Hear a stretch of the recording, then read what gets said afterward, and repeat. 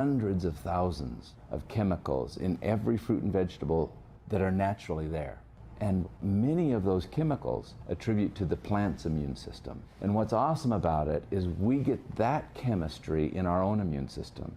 That nutrition that we need is damaged by heat, air, and light. So our processes are done under vacuum, in dark and cold. And by doing that, we preserve that fresh, whole fruit and vegetable nutrition when you take Balance of Nature. It's all there, just as Mother Nature intended. Balance of Nature is now offering 35% off on any new preferred order. Go to balanceofnature.com today and use discount code CHICAGO. Victory, World War II in Real Time, an illustrated biography by the Associated Press commemorating the 75th anniversary of the Second World War, available wherever books are sold. 7:37 in the AM 560 Traffic Center, Jim Telemonti. On the outbound Eisenhower Expressway, traffic is heavy but improving on the extension with delays from St. Charles to York Road after a crash. It's 36 minutes from downtown Chicago to 390, inbound 34 minutes. Kennedy, trip time O'Hare to downtown is 27 minutes, outbound it's 21. Inbound Stevenson, looking at delays starting at Central. 34 minutes, 3:55 to Lakeshore Drive, outbound 28. Inbound Ryan with a crash right near the Burns Circle, now on the right shoulder. It's 28 minutes, 95th to downtown, outbound 14. Bishop Ford, a little bit heavy approaching the merge. Outbound before 154th, there was a truck fire, but that cleared. That's traffic. I'm Jim Talamonte on AM 560, The Answer. Chicago's Morning Answer continues next. Your official Chicagoland weather forecast in the AM 560 Weather Center. Sunny and windy today, high 38. Currently 30 degrees. Your next news is at 8. Breaking news as it happens. Chicago's Morning Answer with Dan and Amy continues next on AM 560, The Answer. From the Matrix Home Solutions Studios, this is Chicago's Morning Answer on AM 560, The Answer. Listen to AM 560, The Answer, online at 560theanswer.com, on the AM 560 mobile app, on your Alexa-powered smart speaker, on TuneIn, iHeart, and radio.com. When you've got questions, he always has an answer. It's Sean Hannity, this afternoon at 2 on AM 560, The Answer. Top of the morning, Dan and Amy, in his inaugural address yesterday, President Biden said it's time to end this uncivil war. We must end this uncivil war that pits red against blue, rural versus urban, conservative versus liberal. We can do this if we open our souls instead of hardening our hearts, if we show a little tolerance and humility, and if we're willing to stand in the other person's shoes, as my mom would say, just for a moment, stand in their shoes. Oh, your mom came up with that one, huh? Yeah, if we're willing to identify our preferred pronouns, then we can end this uncivil war. The White House website contact form now asks for your pronouns. Select your pronouns. What's your pronoun going to be? I'm going to go with he. Yeah. The cultural Marxists and the purge associated with them is can end this ugliness. Politics doesn't need to be a raging fire. So why don't you be an intellectual firefighter, Roger? Yes. Well, I think that President Biden's preferred pronoun is probably she, spelled X-I, as in the president of China. But, it's extraordinary. All of these calls for unity are totally disingenuous, because what we see going on here is the same thing that we have been seeing on our college campuses and in the woke corridors of corporate power and the media for years. That is to say, they pronounce the word tolerance, by which they mean you are free to agree with them. They pronounce the word diversity, but they mean complete conformity about any contentious issue. There's only one permitted opinion about, for example, the use of personal pronouns or the transgender movement or abortion or any contention of America's prosperity by canceling the Keystone Pipeline, thereby throwing out of work thousands of Americans and Canadians and making a real and a symbolic gesture against the foundation of our prosperity, which is cheap, abundant energy. Not to mention hurting Justin Trudeau's feelings. And I know I sent him a packet of Kleenex this morning to dry his tears. But that's one side. That is the sort of the hard side, which has both a practical and a symbolic import. But then there's the deeply symbolic action of canceling, on his first day in office, President Trump's 1776 commission, which, as you probably know, released its report a couple of days ago on the occasion of Dr. Martin Luther King Jr.'s holiday. This report, and I commend it to everyone, you can no longer find it at the White House website, but it is widely available. I really recommend it. It is no ordinary government white paper. It is a eloquent defense of the principles of American liberty. And it is by canceling the 1776 Commission, I think the Biden administration has sent as clear a signal as it is possible to send, that they are on the side not of all men are created equal and endowed with a certain unalienable rights, as the Declaration of Independence says, but something much more radical, which is to say the philosophy that undergirds Black Lives Matter and Antifa and the radical wing of the Democratic Party, which is to say that not all men are created equal. Far from it. It's a regime of so-called affirmative action, which means active discrimination against certain groups on account of skin color, on account of sexual orientation, whatever this week's preferred victim category is. And when Biden talks about unity, I can't help but hearing that translated into German.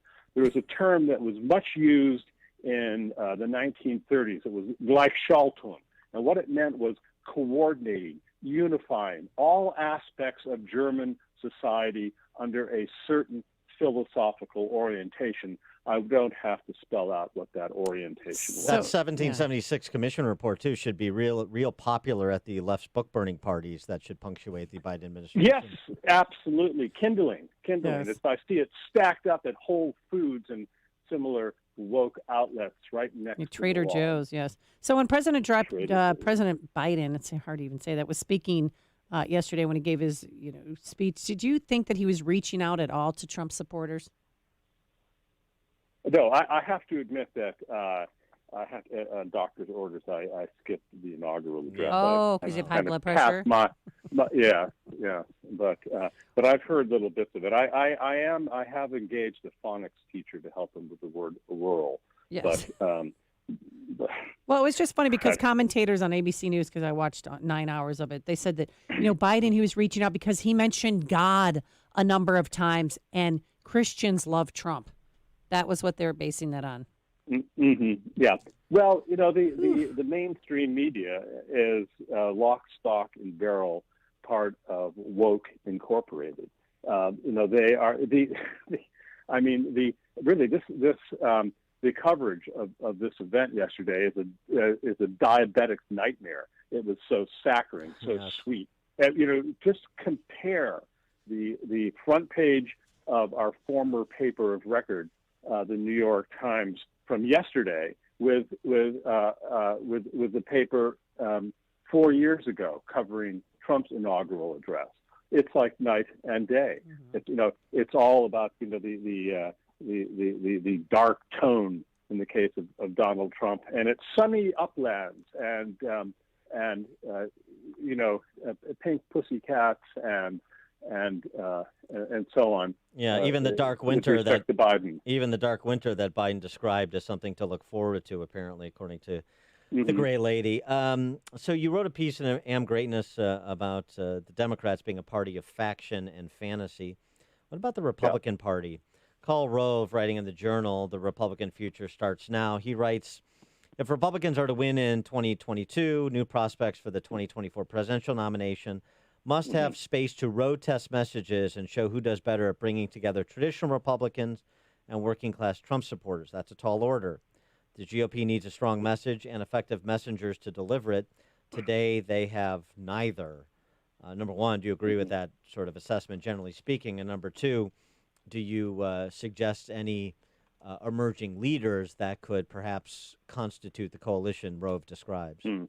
Well, Karl Rove's a friend of mine. I like him. I don't think he's correct about this, however.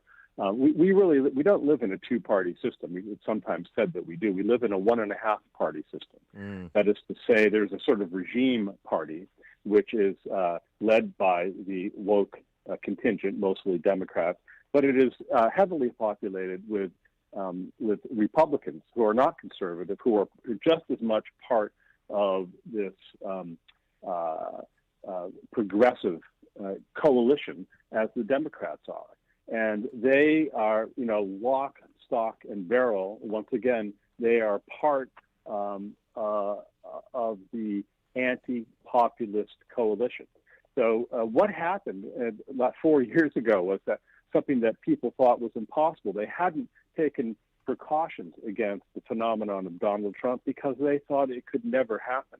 And they resolved to make sure that it didn't happen again. And they did. I believe that this election was fraudulent and that it was a coalition of, big tech, fraudulent votes through mail-in ballots and so on. Maybe even some hanky-panky with certain of the vote counting machinery. That's up for grabs, I think. But they made sure that Joe Biden was seen to be the winner, even though I believe he wasn't. And that's going to happen again and again and again. I think that it's very likely, in fact, that 2016 will be the last free and fair election. The people who actually rule this country, the oligarchy, are not going to let something like Donald Trump happen again. It doesn't. But voters have a choice, but it's a choice that is determined by the oligarchy. They say, yes, you can pick George H.W. Bush. You can't pick George W. Bush because he is too far outside the spectrum. You can pick Mitt Romney, who's indistinguishable from the soy boy pabulum of the Democrats. Except he has a certain Grecian formula look. He looks like an old style Republican, but basically he is completely weak. And you can vote for people like that who are not going to make any fundamental changes. It's the globalist agenda. They don't want the people to assert American national identity. They are against the America First policies that Donald Trump formulated. The fact that wages at the bottom, were rising rapidly under Trump, something they don't care about. It's the Goldman Sachs contingent that what they care about is their deals with China, their deals with the global elite. They don't care about America. It's fine for them to open the southern borders, bring in all of these future Democratic voters. That's fine with them. What about the American working class? Tough. 1.5-party system lorded over by big tech oligarchs. I'm going to post that observation on Parler. Oh, wait, I can't. Oh, yeah. Too soon, Dan. Roger Kimball, editor of the New Criterion. Roger, thanks for joining us again. Appreciate it. My pleasure. And he joined us on our turnkey.pro answer line. One radio show in Chicago talking about today's biggest stories and telling you what they really mean. That show is this one, Chicago's Morning Answer on AM 560, The Answer. Signature Bank is Chicago's fastest growing independently owned business bank. It's a bank where relationships still matter. Signature Bank knows your name and your story. I'm Dan Proft, and I know this because Signature Bank is my business bank. Hey all, this is Jim Carr, co-host of the #1 rated manufacturing podcast, Making Chips. and a customer of Signature Bank. If you're a crazy busy company owner like me, you know that success in business is all about relationships. While many banks call themselves a relationship